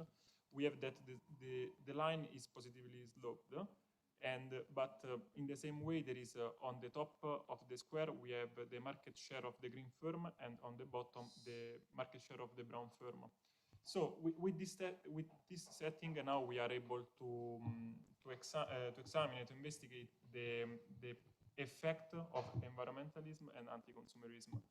So, and this because our indifference line, that is the group of consumers that we have described before, is varying with the level of environmentalism and anti-consumerism and consumerism. So just can add the easy intuition. In the first case, people buying luxury goods are also people buying environmentally virtuous goods on the right hand.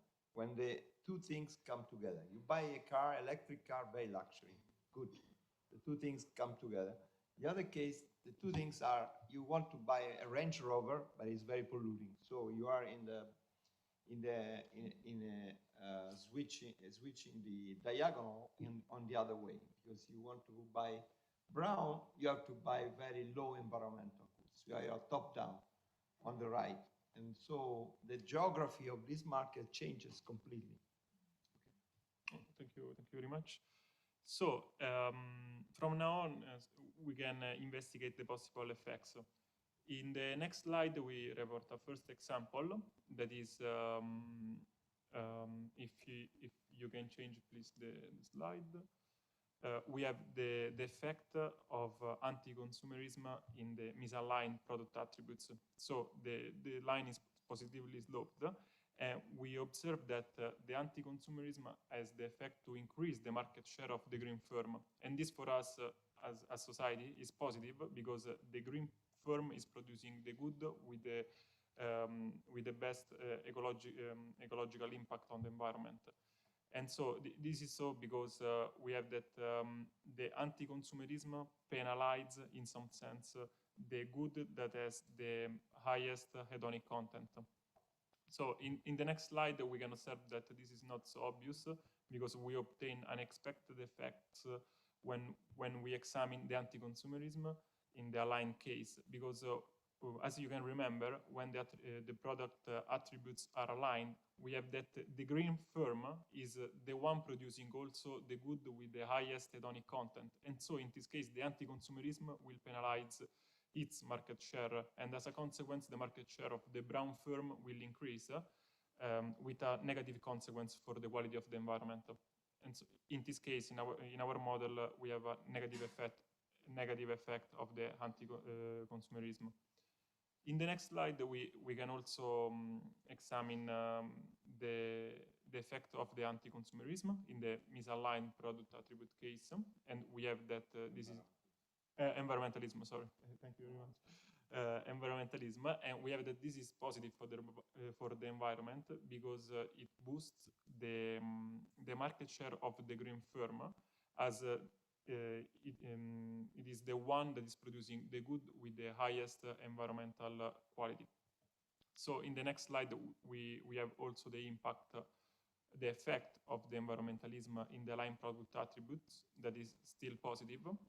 But what is more surprising in the next slide is when we take into account the strategic competition of the firms, because there is this effect for which the green firm is able, with an increase in the environmentalism, to exploit such social doctrine to obtain more market power. And so it is able to raise the price of its product, and the consequence is that the brown product becomes relatively cheaper, and consumers start to buy it, and as a consequence, overall, the effect on the quality of the environment is negative.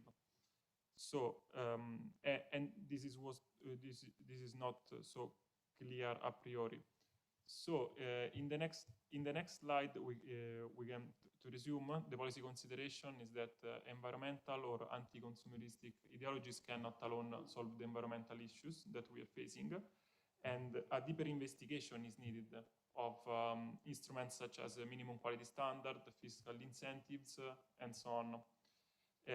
In the next slide, so to conclude, we tried with this contribution to clarify in a simplified framework with a two-dimensional model. We tried to better clarify the impact of such social doctrines on consumers and firms' decisions. So one of the key of our model is whether or not the product attributes are aligned or misaligned. And this is our main policy suggestion, that a deeper investigation is needed. So thank you very much for your attention. Thank you. Thank you very much, Giovanni and Marco, for this very interesting and intriguing, actually, presentation, because it was really stimulating.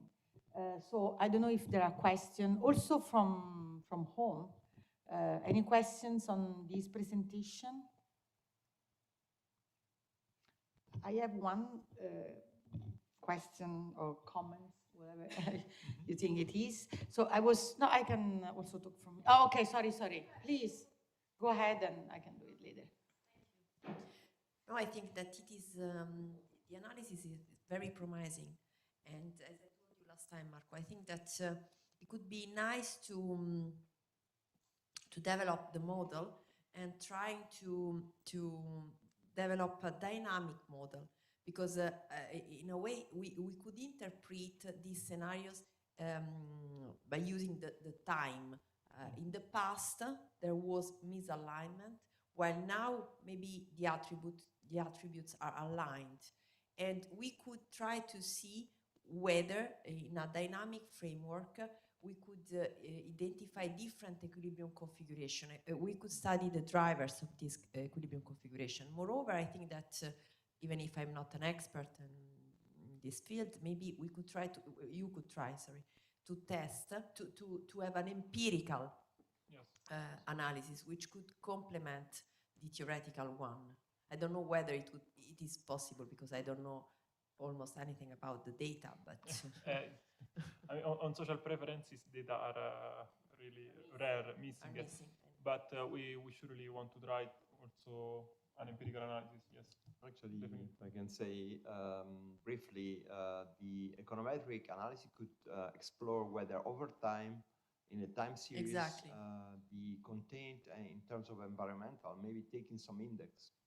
That's why we discover altogether that it's quite difficult because there is the transportation, but maybe there is a way to do this in a very specific field where it's easy to isolate the environmental content of the good, of the attributes, maybe a simple good that is, I don't know, a pencil or something very easy to grasp. If it's these two things, quality and environmental quality, so hedonic quality, the idea of a usual traditional idea of quality that we have, has started to get closer to the environmental attribute, environmental quality, the perception that we have. Actually, here is a very abstract setting where the two things are in the mind of consumer, and of course, firms can somehow exploit this.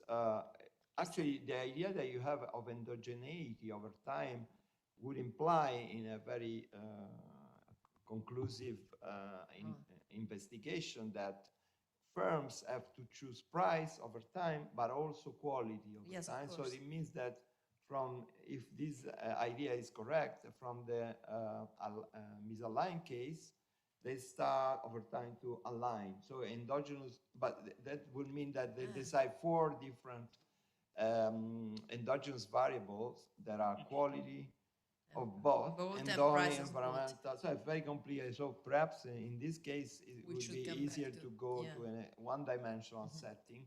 Could be more in terms of dynamic model, but in terms of econometric, I think it's very, very, very interesting to see this data. And a further path could be, as I told you last time, instead of having a closed economy, we could consider 2 markets, so 2 different economies.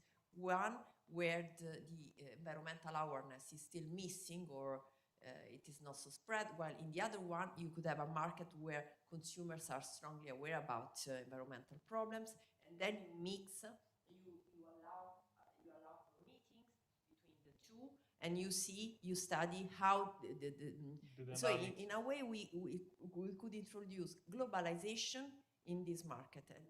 Globalization would mean meetings and cultures mixed and so on. And then one could, in this case, I'm not sure that what you say about misalignment, moving toward alignment would be still true.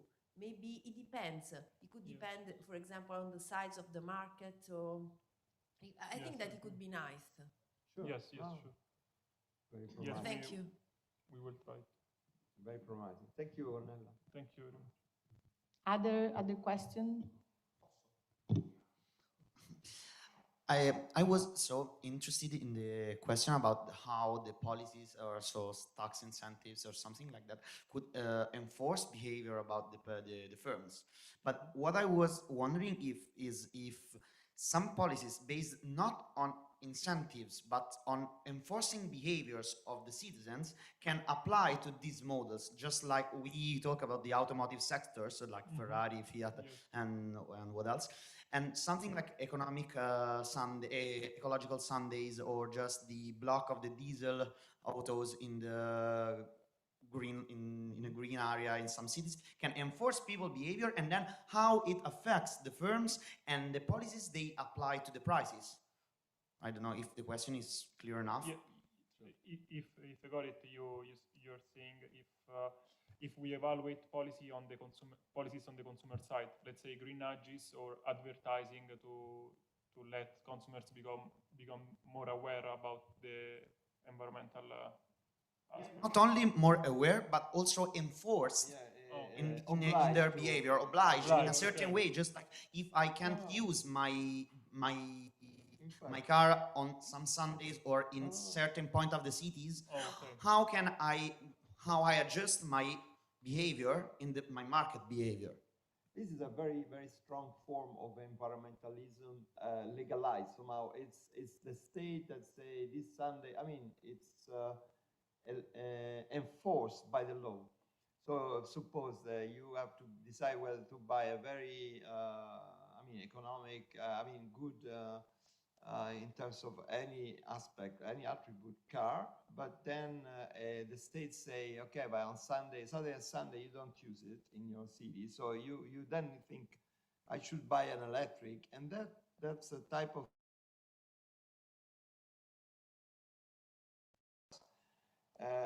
for several reasons, because the states is giving you, is trying to persuade you. So there is a couple of things. One is the real, you are obliged to comply with, but also it's like the vaccine. You are morally swayed to do it. Okay, that's very interesting, because even the vaccine is saying, on the one hand, you're not obliged to do it, but the state is telling you, please, for several reasons. It's a public good. So this is interesting overall, because these two dimensions could be, we were thinking while doing this model, that one dimension could be moral aspect. It could be anything, good behavior. When you go with your car, you can drive in several different ways. So if you want to buy a Ferrari, I suspect you don't want to go on the city very slowly. You might, so any goods contain a two dimension. An ethical, for us, is the vertical, could be even the horizontal. It could be even three-dimensional somehow.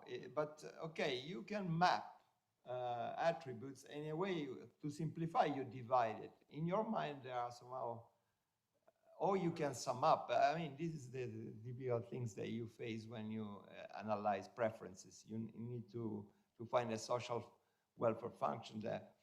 But okay, but here it's very interesting. These things are very intriguing, as Emma also was saying, because when you start thinking, anyway, so yes, the state through a legal enforcement can accelerate, definitely can accelerate that process.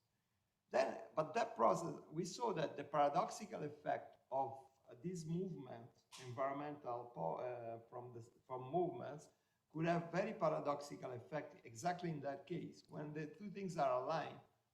So if you say, don't consume, please, you are not allowing people to change from a car zero, Euro 0 from a car Euro 1. Is it good? Is it bad? So we imagine that environmental higher means summing up everything, these goods are better off. So the example must be very, very well imagined, because we don't know. Actually, for me also, it's very difficult to say whether to buy an electric vehicle is good or bad.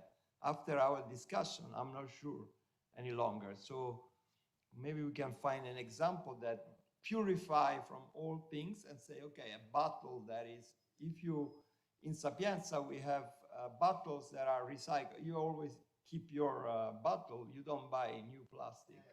So this, I think, this is certainly the rectress now is a female, enforce that. They say, okay, there are these things, and this is a very important thing. The institution has to enforce something that is really, really good, and people should try to comply.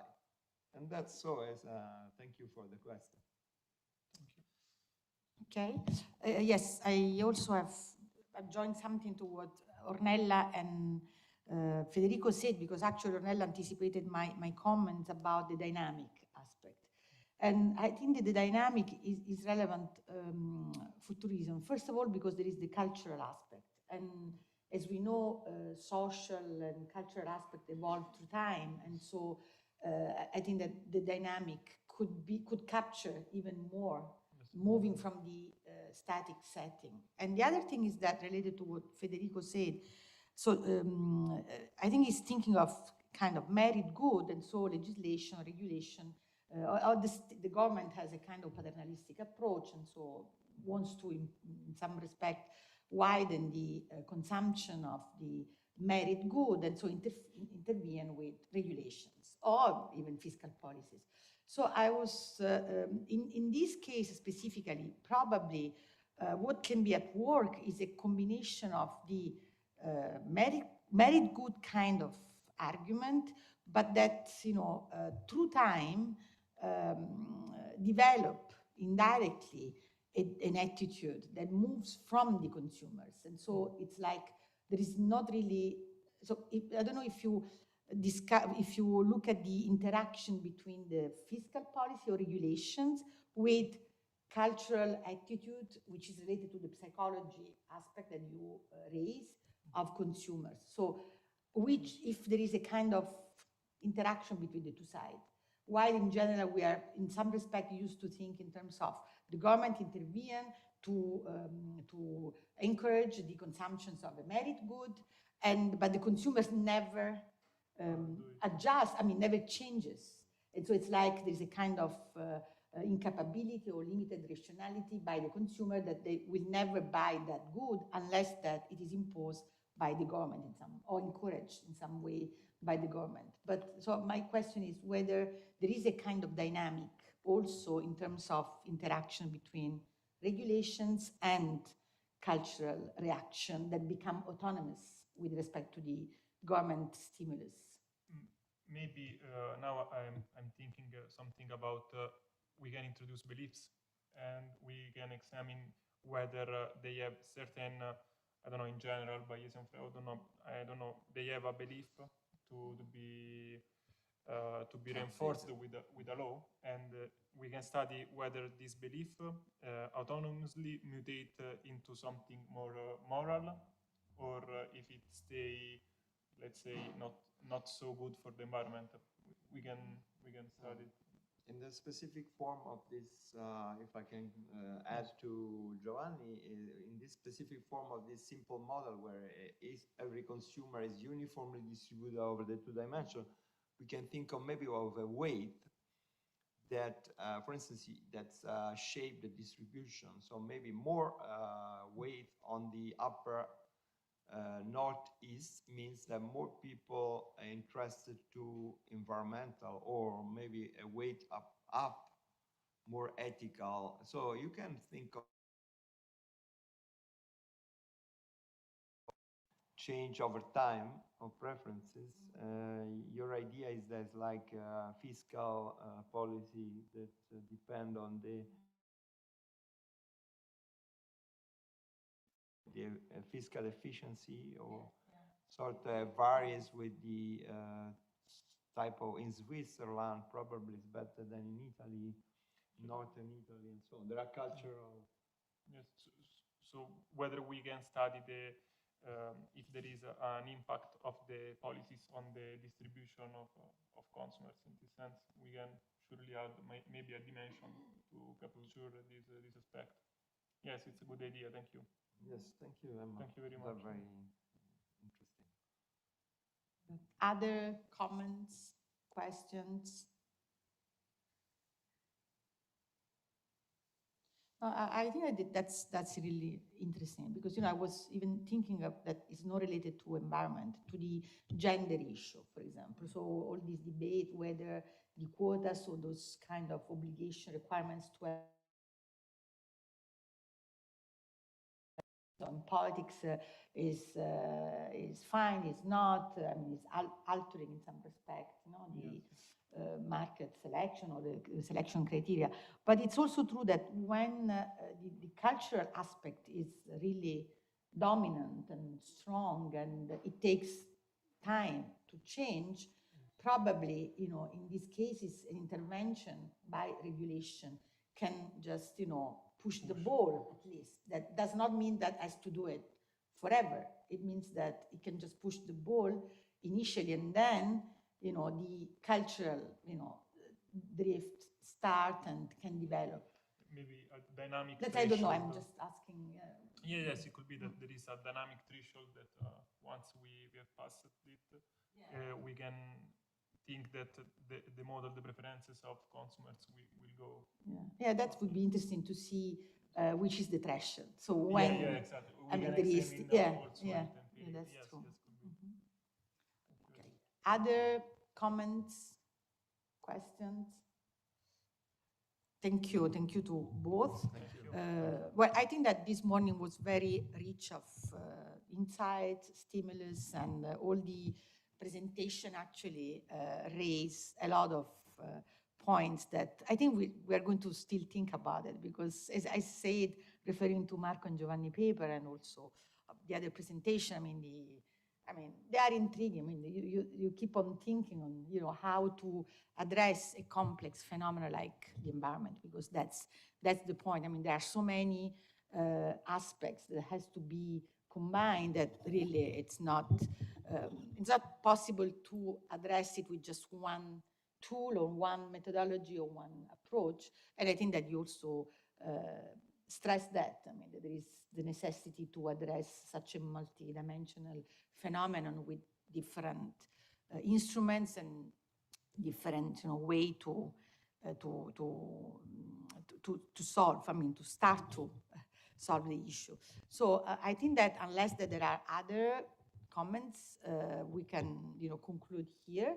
I think that really, I just go back to what I said before. I really confirm my impression that this book was able to encourage the theoretical and the empirical debate. And so I'm confident that other studies by all of you and by other scholars on this topic will help policymakers to do better in this environment.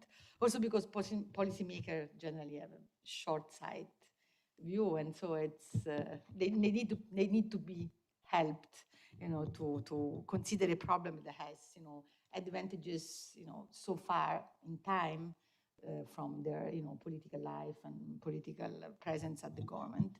So if there are no other comments, we can conclude here. Thank everybody for participating, and also people from home, students and other colleagues that were connected with us. And so we will meet again in some other ELF event. Thank you. Thank you.